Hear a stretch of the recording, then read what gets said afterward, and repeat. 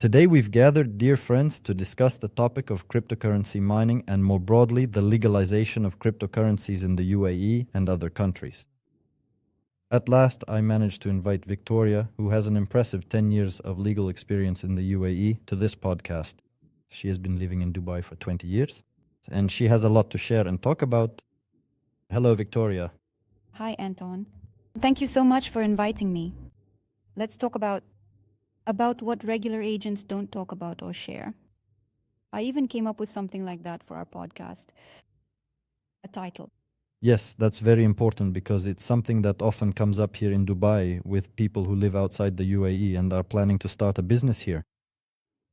I suggest we go over a bit of your background so we can understand how you were involved with different types of licenses here in Dubai so our viewers can understand. Please tell us more about your expertise, specifically your experience with licenses, crypto, only cryptocurrencies. With us, you had experience in 2021. The year. Yes, that's actually when we first met. In 2021, when they had just started issuing licenses related to cryptocurrency. Some guys from Russia set up an amazing platform. The idea was absolutely brilliant, to let people buy in just a matter of seconds. Real estate in Dubai with cryptocurrency. Just imagine if someone is anywhere in the world, Bitcoin starts dropping and they urgently need to invest their money somewhere. They just click a button and buy an apartment in Dubai. That was the idea. Not just an idea, but a fully developed platform. Does it still exist now? Yes. But they didn't have a license, so they came to you, right? Exactly, of course. They came to Dubai, I was recommended to them, and we became the first company to receive a crypto license in the highly respected, one of the oldest Dubai free zones, the government-run DWTC, Dubai World Trade Center. Not many people know, by the way, that there's a free zone there as well. That's our trade center. And there's a free zone there. You just walk in, right there. Exhibitions. What year was that? 2021? And then what happened? Does it still exist or not? We had a huge marketing campaign. That's when you first heard about us. The guys were ready to launch the platform. Not much time passed and we got a call from Free Zone and they said, guys, please come to an urgent meeting. We went there. We didn't understand what was going on. That was exactly when VARA was being organized. It didn't exist yet, VARA. In 2022 it was... created. We got our license before VARA appeared. For what period? In that same year, in 2022? In 2021, we got the license in August. And at the beginning of 2022, literally in January or February, they called us to a free zone and said, guys, we're really sorry, but you can't carry out this project. We'll return your money. They returned it? Returned it. Full amount? We shook hands, they returned the money, apologized, and said that now the regulator will sort out everything related to cryptocurrency, and we will definitely get back to you. We'll call you. What a wonderful free zone. And you will be among the first to implement this project. And the guys, what did they do next?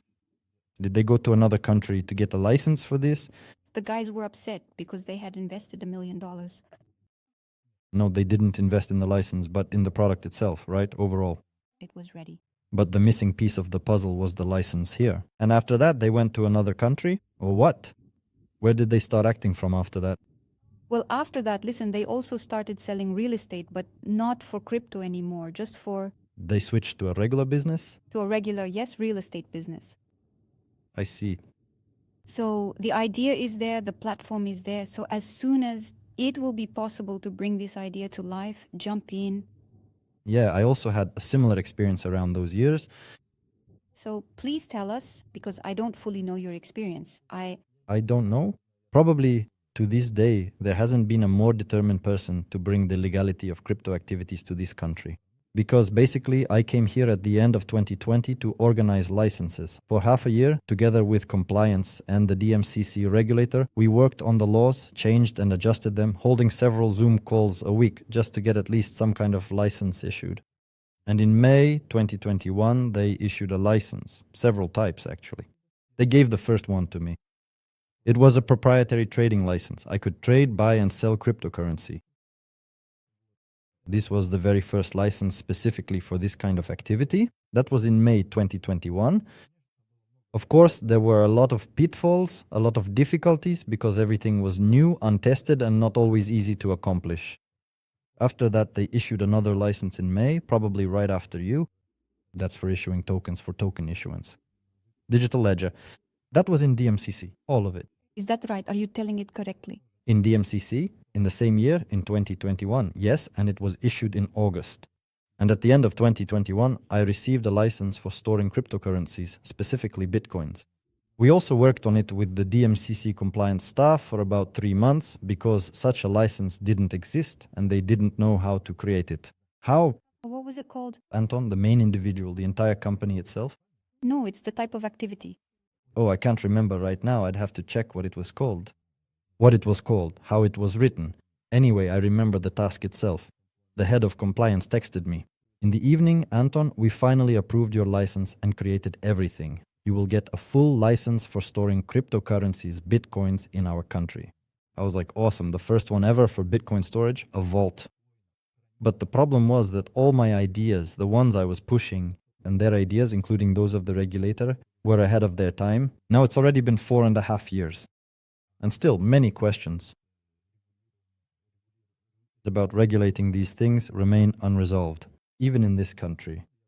Back then, I was getting about 8 licenses in 4 countries, so I made a lot of mistakes along the way.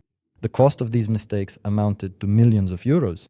Both Liechtenstein and Switzerland, and there was even a license from the central bank in Russia, held by my partners whom I was consulting. There were 3 licenses here and even 2 bank accounts, but it was impossible to use those accounts. I also... Sorry to interrupt, the accounts were opened, but you couldn't use them. I opened them. But both the regulator and all the other authorities said no to him. You could pay for utilities and salaries with them, but you couldn't actually operate. Not a single crypto activity was allowed. I made it clear that in that case, I was just wasting money, funding the office and salaries, employee visas, $1,100,000, and... Do you know exactly why? Just like you guys, I spent a little over $1 million on all this and I still haven't gotten a single dollar back. And you see, no one refunded me for the licenses. I just lost that investment because I started too early. But everything has its time. I just should have waited a bit longer, so to speak, before starting to get involved in this. That's why I understand all these difficulties. Out of all 8 licenses, I only have 2 companies left in Switzerland. One is for blockchain technology consulting, and the other is for game development, which is what I'm doing now. Because everything else, for now, I'm just watching from the sidelines. It's not ready yet. At least that's how it seems to me. And what happened to trace payments? It was a great project, as far as I remember, where people could pay with crypto in restaurants, hotels, and even car rentals. Basically, this is already being implemented in Dubai now. So, you could have continued with this project? No, it's impossible to do for 2 reasons. First, until Dubai or the UAE allow it to operate, cryptocurrencies with a local bank. First of all, that's impossible. I had, or rather this company had, accounts open in Singapore, in other countries, Malta and somewhere else. I remember 5 countries. And for a merchant, say a restaurant located on the Palm, it was inconvenient to wait 5 days for a transaction because we were sending from there in dollars. It was converted to dirhams and had to be sent here, but they didn't want that. The accounting department wants to receive money from their account within 24 hours.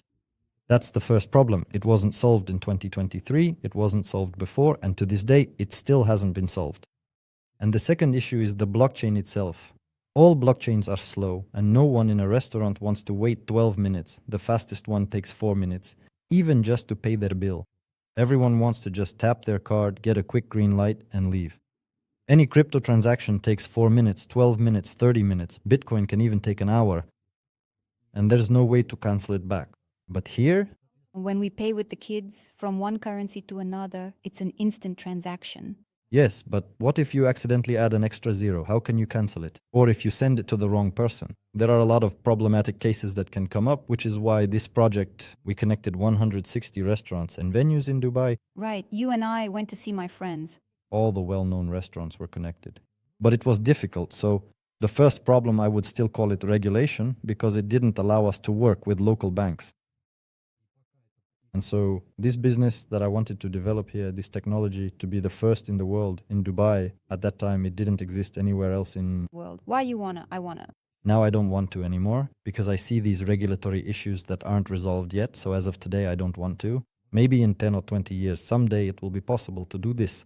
You sound pessimistic. But I've been working on this for 5 years. Only here. Let me explain to you why. This is the third time I'm asking you. Why can't banks carry out such operations? You know it. That question? Which banks? Any local banks don't want to work with cryptocurrency. That's probably a better question for you. Well, So here's my answer. Asked myself, answered myself. Because if you remember, the Emirates ended up on the FATF grey list. Financial Actions Task Force. yes, in the gray zone. They were, not anymore. They were.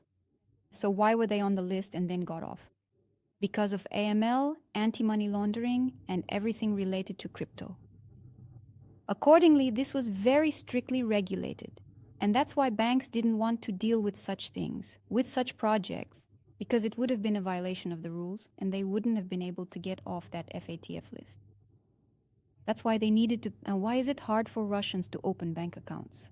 Because the sanctions started in 2021 or 2022. So, given that banks universally work with the SWIFT global interbank financial telecommunication system, they are inherently and deeply connected to the overarching American financial system. Consequently, this strong linkage meant that everything related to the critical process of anti-money laundering, commonly referred to as AML, was enforced with an exceptionally high degree of rigor and was very, very strictly suppressed and controlled to prevent illicit financial activities. Well, now they've been removed, it turns out, and that's why everywhere they're tightening things up to the fullest extent. That's a good question. That's my next one. Tell us about the legal crypto business now in 2025, moving into 2026. How has the legislation changed? Has it become stricter in Kyiv? AML reporting, which old models no longer work, and without the right legal model, a business can't survive. So talk about these things. What's actually relevant today? What happened 5 years ago? Okay, that's in the past. We've lost, we've gained experience, we've had enough. Now let's move on to what's happening today. Tell us, what are the opportunities specifically for legal business? What can be done legally with all the accounts? Specifically, what is allowed? Let's leave out what isn't allowed and focus only on what is. Again, it's important to remember that EML hasn't been officially cancelled, so any businesses that are related to financial transactions, especially those involving large sums of money, and of course anything directly connected to the world of crypto, are still very much in operation.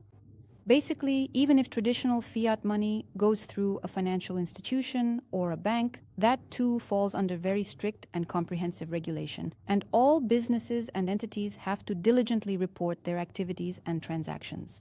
So anything involving large transactions. Real estate agencies as well. We, as business consultants, since we work with clients, we build structures, we set things up. If it's a group of companies, we create the right business model so that, first and foremost, the business is legitimate, so that the person can obtain a license and operate under it.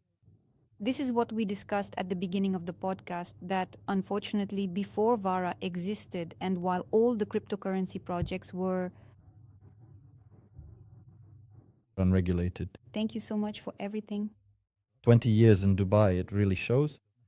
Sometimes it's even easier, yes, to regulate, as they say in English. So, when someone comes to Dubai and wants to start a business, right now we're talking about cryptocurrency mining, since you'll definitely get to that. We look at which free zones have the types of activities that fit this particular project. And for me, as a consultant, it's very important to explain to a person that this particular type of activity is regulated, and after you get the license and submit your business plan to the free zone, you'll be able to work on this project. But with this project, there are some questions. Yes, you'll get the license, but for now, again, you won't be able to open a bank account. That's it, It comes down to you need to look at each project individually. right? In other words, you need to take an individual approach to each issue. Of course, this just shows that the regulation isn't ready yet, as of today. That's why I kept my companies in Switzerland and operate through them, because there the law is clear. The law was written in 2016, adopted in 2017, and it hasn't changed since. Everything is clearly spelled out there. From A to Z, what you can do, what you can't, how things work, and what taxes apply. Here, unfortunately, things are still different. After all, the UAE is a federation and they have different regulations, different rates, and different authorities. Sometimes they don't manage to come to an agreement with each other, and that's why everything takes longer. That's precisely why I fully realized that all my companies were indeed located in DMCC, and we diligently worked there. Thank you very much. That's quite sufficient for the moment. So when you got a license in DMCC, let's quickly go back to that again. The question, it's related to what? You asked me. You were finding out, you were asking DMCC if you could open a bank account and work on this project. Of course, they tell everyone the same thing. 20, 30, 500,000 licenses. Everyone can open everything, but there's no guarantee that you'll actually open it, meaning no one guarantees it. The point is, I managed to open one, I was the one who did, but 400 others could not open accounts. But that's not really the problem. The problem is that the regulator didn't allow your account specifically to operate. It had no right to perform any actions related to it. Yes, up to that point. Pay for electricity, pay for gas, pay for everything, pay salaries, invest $1 million every 6 months or a year, please, into salaries, licenses, and infrastructure development. I said, but where's the cashback? When will I be able to earn something? And so Vara, who came to my office in 2022 to ask how we work, she was shocked at how cool everything was, how we had everything set up, all the compliance, all the checks. We were pleasantly surprised ourselves because we had already brought all this experience from Switzerland, from Liechtenstein, how we checked every wallet before sending after everything we did. They, you could say, took a lot of elements from us, which they then started to study and began to implement for themselves. But to this day, I'm still a bit upset with them because I think they're not working fast enough. If they worked quickly, then on the contrary, there wouldn't be any legal exchanges instead of Rolls-Royce, which still exist and where you can exchange cryptocurrency. By the way, nobody knows that they're illegal. Go ahead, send a CID there, let them take a look. There's no license for cryptocurrency exchange, but they're doing it anyway. And thanks to about 500 of these, give or take according to my calculations, and their presence on Instagram, in Dubai there are illegal exchanges without licenses. This is all due to VAR's shortcomings. Nevertheless, They are operating. They just don't have enough staff. There's too much to cover, it's overwhelming. Catching and tracking all these illegal operators is not easy, I understand that. It's just that because there are so many of them, I couldn't work legally. If there weren't any at all, if they were immediately, beheaded, like in Saudi Arabia on Fridays, there's even a square where they do that. If they beheaded just one, no one else would dare. And then people like me, who came to this country not knowing anyone, bringing millions of dollars, my own money invested in this country. Honestly? Yeah, for real. I got all the necessary licenses, including for the office, the bridge ramp, already had employees, did everything by the letter of the law from the very start. Then people like me could have earned even a single dollar. I didn't take anything out, not even enough to buy a Chupa Chups for my daughter, that's the point. That's why I hope that someday they'll finally get it done, sooner or later, but I'm sure it won't be tomorrow. It'll take more time. They can look to America, Switzerland, Liechtenstein, see how things work there. There, you can't work illegally. The police will show up right away, arrest you, and that's it. In Switzerland. That is, no one can just go and change things legally. But here, well, it's like, it's just there. You see ads for it everywhere on the internet, even on Instagram. Well, as long as it exists, it means it kind of works. Listen, as soon as you, for example, get the green light to continue with your wonderful project, Tress Payments, so that payments can come in. I won't do it anymore. I just don't want to do it anymore. But You already have a ready-made technology. I'm working on it. So what? Let someone else have that experience. I can be a consultant for them. And that's why for the past 2 years I've been making mobile games from Switzerland for the whole world. I enjoy it, and now I've started getting into mining. That's what we're going to talk about next. Topic? So mining, storing Bitcoin. Everything else, payments, all of that, let someone else handle it, let someone else do it. I kind of want to move away from that now. But in general, when it comes to storing Bitcoins, if you bought, sold, made a profit, why would you even need a license? As a private individual, you have the right to do that. To do that? It all depends on which country you're a resident of. If you're a tax resident of Dubai, then okay. But if you're a resident of Switzerland, Germany, each place has different rules, or Russia. Of course, it's related to taxation. It all depends on where you're a tax resident. I'm a tax resident of Dubai, so... That's why you don't have any tax on profit or income here. Yes, if there will be. A Swiss person who bought Bitcoin and sold it, made money on the difference, they have a different tax system. Everyone has a different one.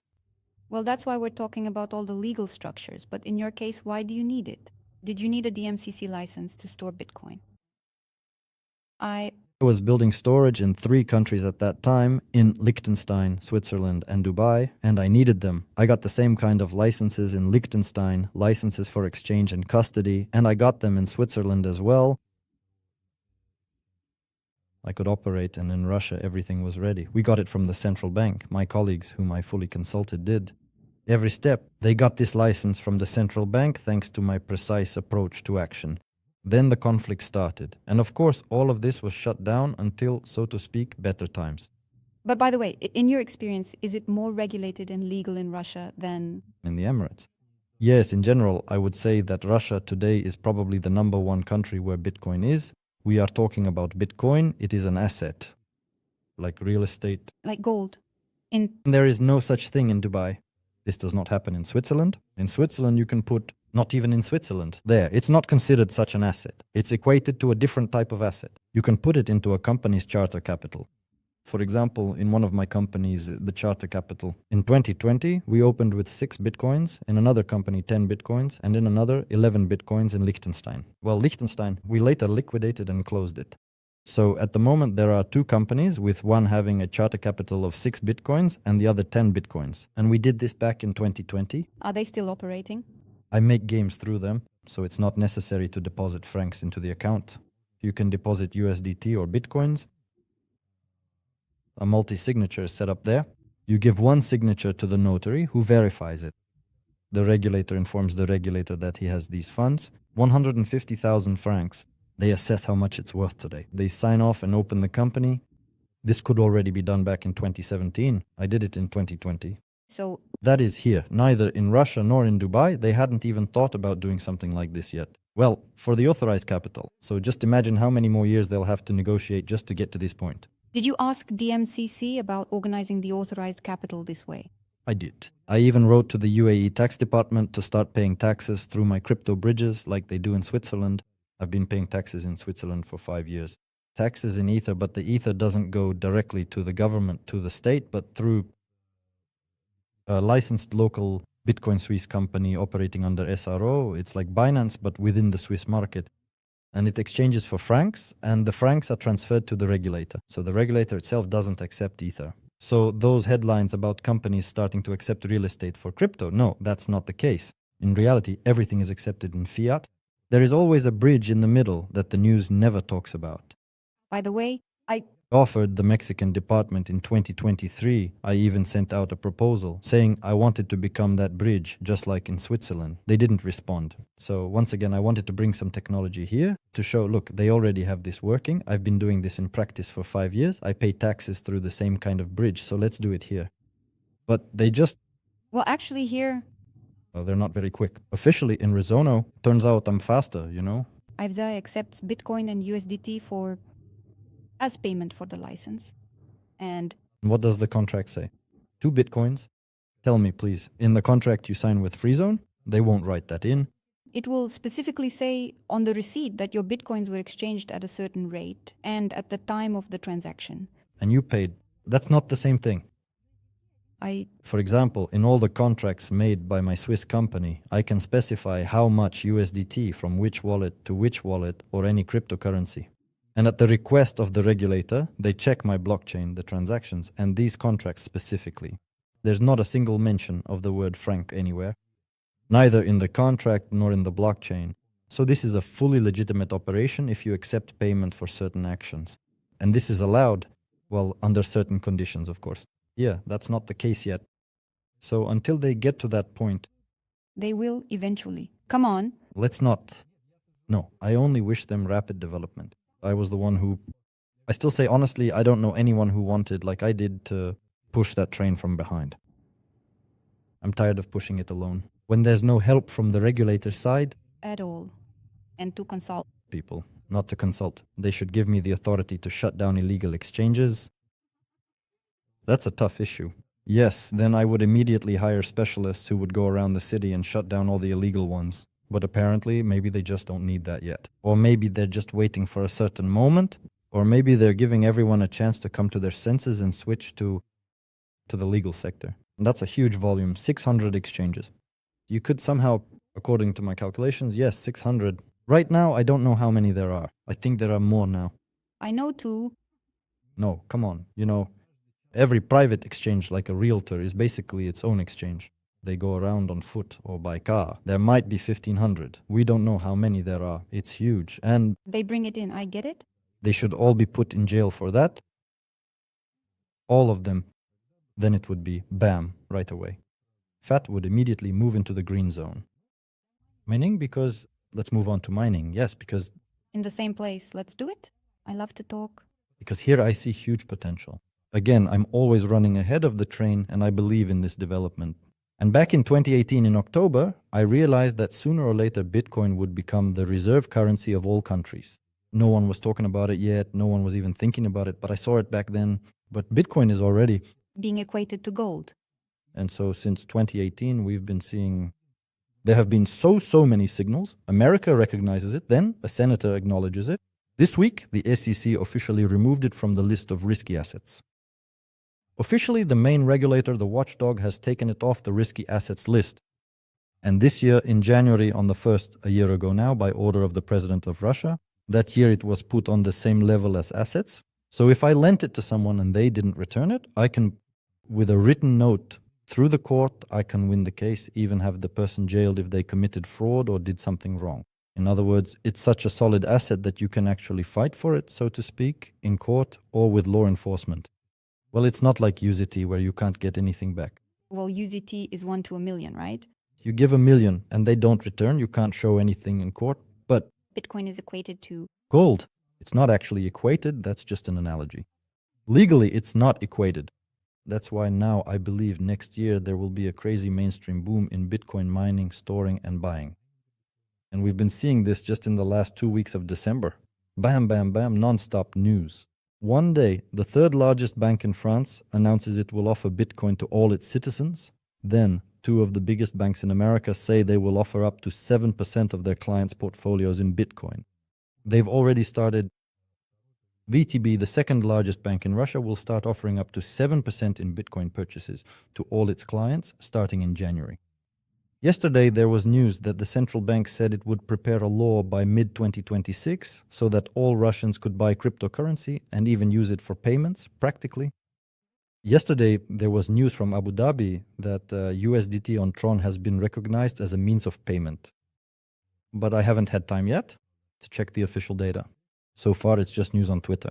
In other words, these latest December news items are really leading to the point that if before, when I was still living in Russia in 2017, bankers would tell me Bitcoin is a bubble, but now they can't say that because the SEC, the American regulator, has stated that it's no longer a risky asset. So now Wall Street is going to start buying, and that's why mining is coming back. It will return to the point where people want to stay relevant. To stay relevant, specifically by getting into mining, the question is, what amounts can you start with and in which jurisdictions? And how not to lose it all? Because I've never done this before, all 8 years of trading in crypto, because I knew about a lot of other risks that didn't suit me. But today I feel like it's the right time for me to get into it. I've been waiting. and to do it earlier. No, many people did it earlier. How much? Do you know how many Bitcoins have been issued now? And what's the maximum? There's still 1 million left to be mined until the year 2140. Until what year? 2140. I won't be alive by then, but my friend Roma plans to be. So how many more years will it be? Mined. How many more? 115. This is important because a lot of people don't know this information. Personally, I know that the maximum number of Bitcoins is 21 million. But how many have been issued so far? I don't know. 20 million. There will only ever be 21. There are 20 million, and about 5 million are lost. So 20 have already been mined. Yes. Only 1 million left. Yes. Currently only 2 to 3 million on exchanges as people buy it and institutions withdraw it. Where does it go? They buy it up. For example, Trump's son has a mining farm. They did an IPO a few months ago, went public at 7 billion. There are about 35,000 ASICs there, American Bitcoin. With the profits from selling shares, they bought a few more, about 4,000. They just bought them straight from the market. The American giant has about 600 to 700,000, roughly speaking. They took some from scammers and crooks, so to speak, and some they buy. Their goal is to reach 1 million. BlackRock and many of the largest American companies own more than 1 million. Elon Musk bought some smaller amounts there, just a few billions or so. So his billion-dollar earnings... Yeah, it's all just air, it's all inflated. This bubble will burst bigger and faster than Bitcoin. That's why a huge number of millions of Bitcoins are with China, with Russians, with some hidden Russians who are more or less nearby, somewhere around there. But they mine with huge sums, invest, and they have cheap electricity there. So let's move on to that topic now. I like to talk in terms of cases, since you understand that I have experience. And when you explain things to someone in simple terms like, here's a case, this is how it was, this is how it is now. I've already introduced you to one of my clients who has been mining for 9 years. 8 to 9 years. Yes, 9 years. And he lives in Zug, where my companies are. yes, he lives in Switzerland and he also has a company registered there. And in America, by the way, there are the largest number of farms, mining farms, where Bitcoin is mined. And we talked about this with you. Why? It's completely safe, absolutely legal, and everything is perfectly clear. And most importantly, electricity. And the president, along with his family, is as Bitcoin-oriented as possible. The electricity costs aren't high. It's about 6 cents there. If I'm not mistaken, it's the same in Russia. I think it's somewhere between 1 and 2. I even have an offer today, but the question of legality there. Let's go over the prices, since you just mentioned it. Either you choose expensive but illegal, or, for example, you get cheap electricity but it's illegal, so there are other risks, or you choose more expensive electricity but in a more secure country. How much does it cost on average in America? They have about 6.5 cents. It comes out. In Russia? Let's say we open a company here, and a client comes to you tomorrow and says, Victoria, I want to open a company here in the free zone. 0 taxes. Great. But my ACIs will go to America, let's say, for $1 million or $10 million. They'll arrive there in just 2 weeks, and then every day he'll be receiving Bitcoins to his wallet. They'll be kept in a secure location in Texas. If he wants, he can take a plane, fly over, and see them by prior arrangement. You have just accurately described the exact company structure of my esteemed client. Perfect. Who opened a company here, by the way, also in 2021. And in our activities, in the types of business, it's not mentioned anywhere. There's no word mining, no word crypto, no word Bitcoin. And that's the right way to do it. Because again, coming back to the question about banks, not a single bank would open an account if those words were written in the license, in big bold letters like that. So accordingly, a company that is engaged in... Again, you helped him out, pointed out which 3 words to remove so the bank would issue the license because you have the experience, the expertise, and the know-how. Of course, yes, we discussed all of this because when he came from Switzerland, he wanted to open the same kind of companies with the same types of activities and licenses as over there. But as we already discussed, none of that was regulated here, so we looked at what could be done legitimately and what was relevant.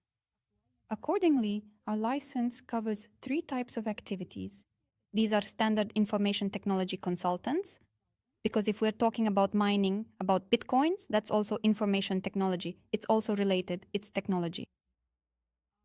Data center colocation services, meaning data processing. We discussed this together.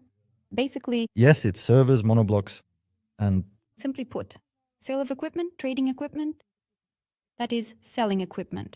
He helps, yes, he sells equipment. So it doesn't specify for what purpose. You don't need to indicate exactly what kind of equipment. That's unique. He can sell computers, any kind of tech. Anything at all. He's basically an IT company. You should have come to me in 2021. But unfortunately, you ended up with someone not quite as a professional lawyer, unfortunately. And you had a lawyer back then? Of course, I hired him as a director in my company. He worked there. But he probably didn't understand what was going on. He didn't understand anything. I didn't know anyone here. And through him, I leveraged all his connections. Over 15 years of living in Dubai, I personally studied all the people and connections in order to make it my goal to get a license and to be either the first or among the first. In a foreign country where I didn't know the language and didn't have a single friend, not even a single acquaintance. That's why I tried to go through him. But what did he know? He had lived here for 16 years and still couldn't do anything. to do it himself. Well, at that time, nobody knew anything. So, my own experience with my guys, we also got a license in a kind of. It's always hard to be the first. You end up banging your knees the most from mistakes. But now it's easier. You can advise someone not to make those mistakes, right? Well, so let's get back to mining. Which countries today, for example, allow you to set up a structure here so that we have favorable taxation there, plus it's a safe country? The UAE is currently in second place, I think, in terms of economic stability after Switzerland, so it's ideal to do mining from here, somewhere else. For example, you can send ASICs to the US and earn money there without any worries. For example, I went to Al Ain to consult with some guys. Yeah, tell us your. Several times. Right now, they're promoting Ethiopia as a direction. They say the country isn't safe. It's just a few hours' flight from here. By the way, I was in Addis Ababa. But at least there, the regulations and legality are clear. That is, you need licenses to do this and to open an account. So from that side, everything is fully covered. So in terms of mining, Ethiopia is great. Listen, let's be honest here. You have money, but imagine what if it was just you, an investor, say, with $1 million? Would you go to Ethiopia? What's wrong with Ethiopia? If I remember correctly, Ethiopia has about 1,000 airplanes, Boeings, that serve all of Africa. I mean, there's a company based there, there are a lot of big companies there. If billion-dollar companies are opening up there... All of Africa, a dangerous place. Yeah, but everything is dangerous. They have planes, the internet, they're building towers, ships are sailing. This is worth more than an investor's million. They invest billions, unafraid, doing things properly. You just need to understand what you're doing and where. Anyway, if an investor comes in, you show them all the risks. You show them, you need to look at the options. What are the risks there?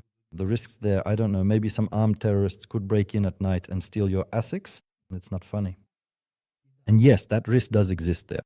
But on the other hand, from a legal standpoint, the police won't arrest you, won't come, and won't impose fines. In America, for example, that's ruled out right away. All the options, really. There, it's a whole different scenario. In Texas, in the UAE, we'll get to that. In Oman, for example, they've also already started now. They've promised to share their pilot experience in 2 months. There, everything is fully licensed. You need to have accounts. Everything is permitted and electricity is cheap, around 5 to 6 cents. Have you already been to Oman? No, I haven't been there. They're still finishing things up. They're constantly going back and forth. They live in Al Ain and they just move back and forth across the border. It's about a 30-minute trip. They're setting things up there in Oman right now. We also have the option, for example, to do it in Russia. That's in Krasnoyarsk or in various other parts of Russia, where you can get cheap electricity up to 2 cents. But there are a lot of regulatory issues there, a lot of problems right now. Plus, the tax there is high, and they want to raise it even more. There are other risks there. One of the 10 types of regulatory or law enforcement agencies could show up. There are a lot of them, right? There are fire inspectors, the Ministry of Emergency Situations, the prosecutor's office. There are a lot of them. And each one can find violations from their own perspective. And it's just hard to constantly fight with all of them. You either need to have strong administrative resources or be under some serious umbrella. That's why, for now, I don't really understand this business in Russia. I'm still trying to study it. So different guys who have been in this for a long time are reaching out to me, and everything is done on the fly. What do I mean by on the fly? Basically, if they have some strong administrative resource nearby, I feel like I don't want to get involved in this. I don't like that you can only work if you have connections. Who invests doesn't matter. My global investors won't get involved. Everyone wants safety. Is that an option? So you have to offer something to the investor. Yes. But at any moment, the local police chief or the district officer could come and say, this is mine now, and just take it. Then go ahead and try to prove something. Here, for example, they mine, they make equipment. Many are in different places, mostly on land. Some are with royal families, where there are certain additional privileges and permits. But there are also troublemakers who, according to rumors, operate illegally. That is, they obtained mining licenses somewhere in Abu Dhabi or Al Ain or elsewhere in the UAE and set up on agricultural land, areas meant for agriculture. Tomatoes, cucumbers. Agricultural products? The price there is good, around 2 to 4 cents per outlet. But it was illegal. So they started with that. It is, yes. They started to fight against it. Just a 100,000 dirham fine. That's probably for the first or second time. After that, it's prison. They won't fine you every month, after all. Of course not. So here, in terms of reliability, it's great. It's close by. You can get there in an hour or two. There's your farm. No one will steal it or take it away. The biggest risk probably is that the owner of the land might just lock it up. And from what I've heard, they say the only thing that could happen is he'll tell you, take your equipment and leave. Or he'll ask you to pay a higher price. He'll never claim it for himself, like it could happen in Ethiopia or in Russia or in some other country. In other words, he won't take it for himself. They'll say, dear, we see you're starting to make good money. Bitcoin has gone up to $1.5 million. Now you've bought yourself a yacht for 600 million, so now pay me more. But he won't take it for himself. That's the point. That's why in this regard, I consider it reliable for me and for my clients to do this specifically in the UAE. Because here, and first of all, you're dealing with one person, not 10 like in Russia, for example. In Ethiopia, it's clear. There's a law there. There's a law, there's regulation, a license, you can do it. Again, the price is also cheap, around 3 cents, 3 to 4 cents. And what's the price here in the UAE? 4.5, 6.5. So it's even cheaper than in America? In some cases, but that's if you can find it. There, the amount is limited. Truly tremendous gigawatts of immense electrical power. You won't find that price. 100 gigawatts. You might find 1, 2 for $1 million, for $3 million. So you can find some small pieces if you look for them. From what I know, and as far as I understand how things work here, the UAE is definitely a promising place. Because it's incredibly safe, because the United Arab Emirates genuinely wants to and will definitely become a prominent global fintech hub in the near future. Sorry to interrupt. Just recently, the minister, our king of Dubai, said at Bitcoin.me that Bitcoin and cryptocurrency are the new economy. So they are making this statement officially. Of course. That's why they see the right prospects in this. We just don't know what's on their minds here, how far ahead they're looking, 20 years, 10 years, or...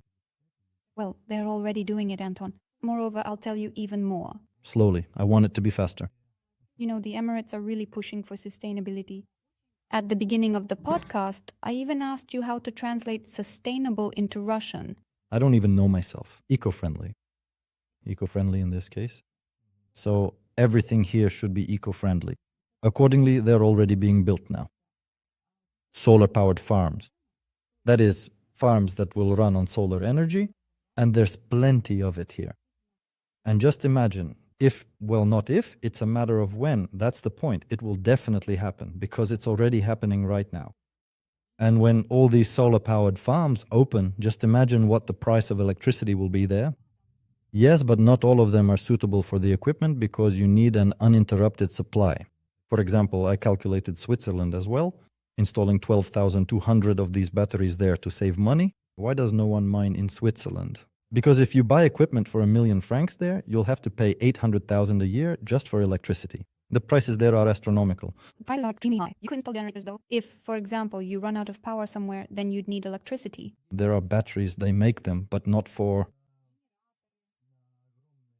huge factories somewhere out there. 30, 40, 50, 100,000 ASICs. Something like that probably wouldn't work. You need reliable electricity. Well, okay, what if you make a combination? Some kind of electric... What's it called? Regular electricity plus solar power? Even then, the cost of electricity will still change. Let them build another nuclear power plant that would be more reliable. But from what I know, as far as I understand, yes, there are the royal family lands in Abu Dhabi. And there are companies that operate legitimately, meaning they really do. They don't pay pennies, it costs a bit more, but they operate, they produce Bitcoin every day, and no one will ever shut them down. And what you said about agricultural land, that's not necessarily the case. Royal family land. Agricultural land. That is, they gave some farmer the opportunity to engage in agriculture to grow cucumbers and tomatoes. And he, in the noise, came to him some guys, smart guys, who said, listen, come on. Here we will put one agricultural block, like you store fertilizers there, and we will beckon biscuit. They do it illegally until stopped and taken away from them to... Unfortunately, this is true, and most of them are like that. From what I've heard about the situation, most of them are like that. Well, they start to fight with it. Let them fight now, put it in order by some method, in some way. In any case, it will get sorted out quickly because they won't want to lose out. For example, we'll be living and working here, but all the clients will be taken to Oman. That won't be interesting for them, I think, or to Ethiopia or to America. And as of today, that is, we'll set up the company structure here, but all the equipment bypassing Dubai from China, it will go straight there to another country, to a third one. And The company won't have to pay taxes here either. that's why I'm telling you. That's why everyone is gathered here today. Because if you want to start this business, no one is stopping you. You can open this company and start working for other countries today or tomorrow. Until a legitimate opportunity appears here, For now, it's preparation and study. and you'll be the first one.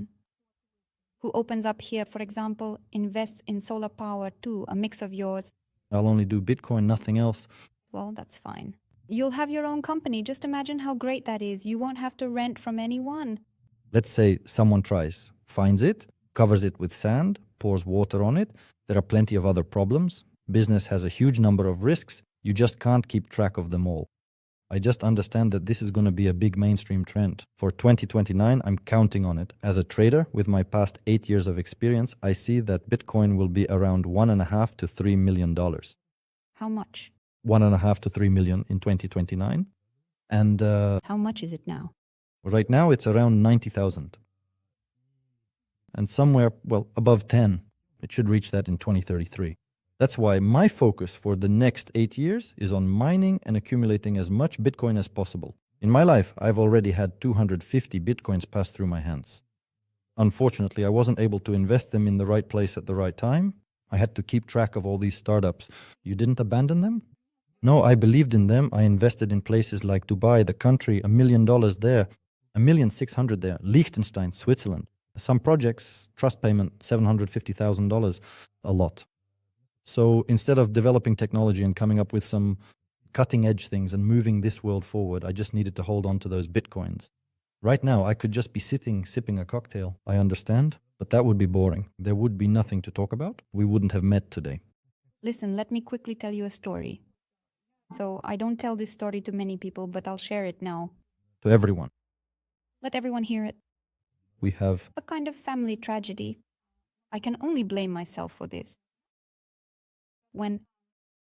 When Bitcoin was worth $1, my child, my daughter, she's an adult now, called me over to the computer when she got home from work.